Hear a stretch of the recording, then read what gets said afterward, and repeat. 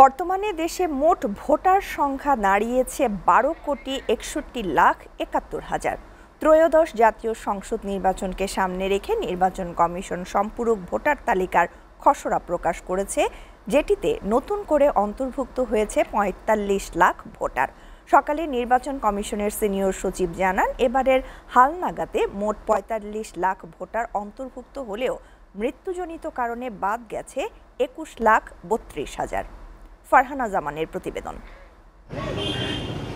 হালনাগাদ ভোটার তালিকা প্রকাশ নিয়ে সাংবাদিকদের ব্রিফ করেন নির্বাচন কমিশন সচিব আক্তার আহমেদ। ভোটার তালিকা চূড়ান্ত করেছি, সেখানে আমাদের ইসি সচিব জানান, চলতি বছরে ২ মার্চ ভোটারের সংখ্যা ছিল ১২,37,৩২,২৭৪ জন। এরপর আবারও বাদ পড়া ভোটারদের তালিকাভুক্ত করার জন্য বাড়ি বাড়ি গিয়ে তথ্য সংগ্রহ করা হয়। হালনাগাদ কার্যক্রমে নতুন ভোটার অন্তর্ভুক্ত হয়েছেন ৪৫,৭১,২১৬ জন। এই সময়ে তালিকা থেকে বাদ দেওয়া হয়েছে ২১,৩২,৫৯০ জনকে।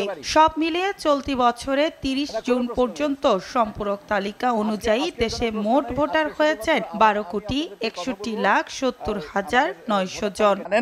যে ২রা মার্চ আমরা যে ভোটার তালিকা চূড়ান্ত করেছি, সেখানে আমাদের ভোটারের সংখ্যা হচ্ছে ১২,৩৭,৩২,২৭৪। I repeat, ১২,৩৭,৩২,২৭৪। তিনি জানান, প্রকাশিত খসড়ায় কোনো তথ্যের ভুল ত্রুটি বিচ্যুতি থাকলে সংশোধনের জন্য আবেদন করা যাবে আগামী ২১ আগস্ট পর্যন্ত।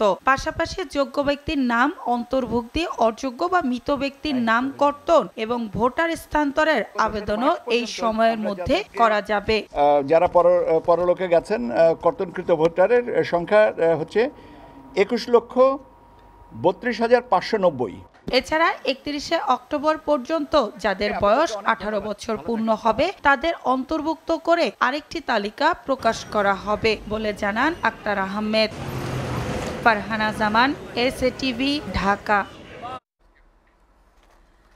আসন্ন ত্রয়োদশ জাতীয় সংসদ নির্বাচনে কেউ সামান্যতম পক্ষপাতিত্ব দেখালে নির্বাচন কমিশন কঠোর ব্যবস্থা নেবে বলে হুঁশিয়ারি দিয়েছেন নির্বাচন কমিশনার অবসরপ্রাপ্ত ব্রিগেডিয়ার জেনারেল আবুল ফজল মোহাম্মদ সানাউল্লাহ। সকালে রাজধানীতে নির্বাচনে নারী প্রার্থীদের জন্য সরকারি তহবিল বিষয়ক সেমিনারে তিনি একথা বলেন। আর রাজনৈতিক নেতারা বলেন, এখন পর্যন্ত নির্বাচনকে অর্থের প্রভাব মুক্ত করা সম্ভব হয়নি। তারা নারীদের আসনের প্রয়োগ পদ্ধতি নিশ্চিত করার আহ্বান জানান। সঞ্জিদা প্রিয়র প্রতিবেদন। কৃষিবিদ ইনস্টিটিউটে জাতীয় সংসদ নির্বাচনে নারী প্রার্থীদের জন্য সরকারি তহবিল বিষয়ে সেমিনারের আয়োজন করে ডেমোক্রেসি ইন্টারন্যাশনাল। এতে রাজনীতিবিদ, নির্বাচন কমিশন, অন্তর্বর্তী সরকারের উপদেষ্টা, তরুণ ও নাগরিক সমাজের নেতারা অংশগ্রহণ করেন। এ সময় বক্তারা বলেন, দেশে নির্বাচন একটি ব্যবসায় পরিণত হয়েছে। এই ধারা অব্যাহত থাকলে দেশ এগিয়ে যেতে পারবে না। এনগেজ করে কিভাবে এই ইলেকশনে আমরা কিছুটা কতখানি অর্জন করতে পারি সেটাকে রেখে যদি আমরা যাই, তাহলে আলোচনাটা ভালো হবে। দৈহিক আকৃতির পার্থক্য আছে, কিন্তু সুযোগ পেলে নারীরা সমস্ত ক্ষেত্রে তাদের মর্যাদা, দক্ষতা, যোগ্যতা, প্রজ্ঞার তারা পরিচয় দিই। এটা আমাদের রেকর্ড। চেঞ্জ আসে যেখানে নারী জনপ্রতিনিধিত্ব নিশ্চিত হবে এবং প্রকৃতভাবে they would have decision making power, they can impact the decision making process. সেজন্য আমরা নারীদের জন্য প্রথম প্রয়োজন অর্থ সহায়তা বলে মনে করেন বিএনপির স্বনির্ভর বিষয়ক সহ সম্পাদক ও সাবেক এমপি নীলুফার চৌধুরী মনি। আর বিএনপির স্থায়ী কমিটির সদস্য নজরুল ইসলাম খান ও সেলিনা রহমান বলেন, আকাঙ্ক্ষা অনুধাবন করে ঊর্ধ্বতন নেতৃত্ব তৈরি করতে হবে। নারীদের আসনের প্রয়োগ পদ্ধতি নিশ্চিত করলে দেশ গঠন সম্ভব। কারো পকেটে উঠতে পারে না, যে চোখ বন্ধ করে কাজ করবে, যে কারণে নারীদেরকে ওইভাবে ফান্ডিংটা হয় না। আর ফান্ডিং এর জন্য নারীর দরকার প্রথমে নমিনেশন। নারী প্রার্থীদের মনোনয়ন দেওয়ার ব্যাপারে যদি কেউ অর্থের ব্যাপারে দুশ্চিন্তা করেন, তাহলে তারা জানবেন যে নারী প্রার্থী সরকারের কাছ থেকে একটা অ্যামাউন্ট, রিজার্ভ অ্যামাউন্ট মানি পাবে। এটা তার মানে নমিনেশন পাওয়ার ক্ষেত্রে সহযোগিতা করবে। যাত্রাপথটা যদি আমরা উত্তরণ ঘটাতে পারি, আমাদের নারী সমাজের উন্নয়নের জন্য মনোনয়নে যদি উত্তরণ ঘটাতে পারি, তাহলে সেই ক্ষেত্রে আমরা অনেকখানি কাজ করতে পারবো। অবাধ, সুষ্ঠু ও নিরপেক্ষ নির্বাচনের আশ্বাস দিয়ে ইসি সানাউল্লাহ বলেন, ক্রমাগতভাবে নারী ভোটারদের সংখ্যা কমে যাচ্ছে। This is a sign of regaining confidence এবং একটা প্রত্যাশা তৈরি হচ্ছে যে না, এবার আমরা ভোট দিব।